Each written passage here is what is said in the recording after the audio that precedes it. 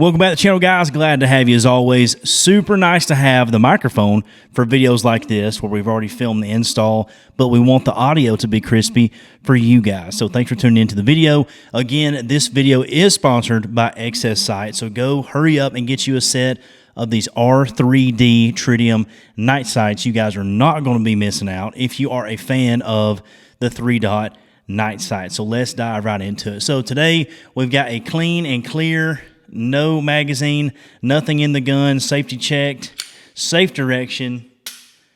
We are clear. So guys, this is a Gen 3 Glock 26 host gun by my father-in-law, and he was nice enough to shoot this over so we could do the install video because all three of our Glocks in the house and Candace's pistol already have a set of XS sights. So to say we're fans of the product is an understatement. So without further ado, what you're going to need for the tools to install these, and they make it super easy, is you're going to need some fix-it stick, some kind of torque wrench, Glock tool.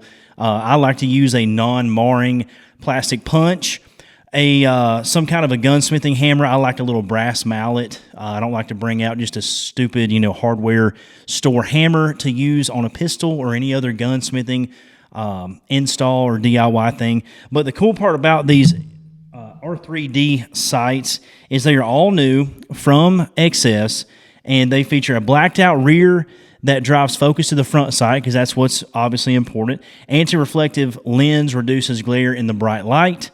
It is .170 wide notch, just a little bit wider notch, so you can drop that front sight right into the rear. Photoluminescent glow dot charged by tritium and ambient light, so you have a super nice glowing circle around the front sight for daytime shooting, and then at nighttime obviously the tritium will glow through, and it comes in orange and fluorescent green. I'm a super huge fan of green, and shout out to the guys at XS for sending this sight set over. So the basic install on these bad boys, and the reason that these things are out now, is the rear sight is super unique. It has a crushable insert because it was kind of a pain on some of the older sights that XS makes and other rear sight manufacturers, is you kind of have to do a fine fitment on the rear dovetail. So right here on the rear section of the sight, I'll zoom in on there on the video footage, but you sometimes have to file a little bit of your sight. Obviously, do not take a file to the rear dovetail of your Glock, guys, or whatever gun you're installing these on, but the crushable section makes it super easy. I was able to get these over halfway through before I had to touch it with the polymer non-marring punch, which I cannot recommend that more to you guys.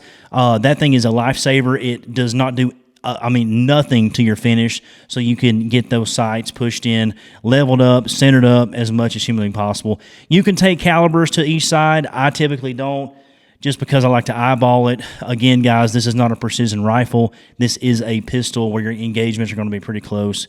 Unless you're like, James Yeager and like to shoot stuff out at 100 yards, then I suggest the XS Big Dots, which are on my 45. But anyway, I digress. So again, these rear sights went in super easy. Was able to tap those in with little to no effort, and they were held securely enough because that crush zone formed around the dovetail and made a nice concrete seal on the back of the pistol. So moving on to the front sight, they included a little vial of some Loctite. I actually think it's that Vibratite thread locker, which is cool stuff because it goes on the threads once you engage it, which I was using a tool from Fix-It Sticks, which I got the proper torque setting on the front sight. You don't want to over torque this, guys. This is literally super tiny threads, so you want to be careful. Get that torque down to about 8 to 9, 10 inch-pounds is plenty for a front sight on a Glock, and you're good to go. So level that thing up, get it nice and centered on the slide, and you end up with something like this. So you guys can see in the footage, this thing is ready to go. I did have a little bit of an oddball thing happen on this pistol. It had one of those super old school pinned front plastic sights from Glock. That was super easy to do. If you encounter that, if your pistol is a little bit older and doesn't have the hexagonal screw in the front, don't freak out. Google it like I did, and you just use your Glock tool, punch that thing right out. It's not going to hurt anything. It's an oval hole. It's made to have sights in and out of it, and you're going to be just fine. So it's a super easy fix. Guys, go check out XS Sights, xssights.com. Go check them out and get yourself a set. They've got all kind of models. They've got the R3D. They've got the XS Big Dots, the normal XS dot sights, all kind of stuff, all kind of pistols, all kind of makes and models. And as always, guys, thanks for tuning in. Super huge shout out to XS for sponsoring the video, and we'll catch you on the next one.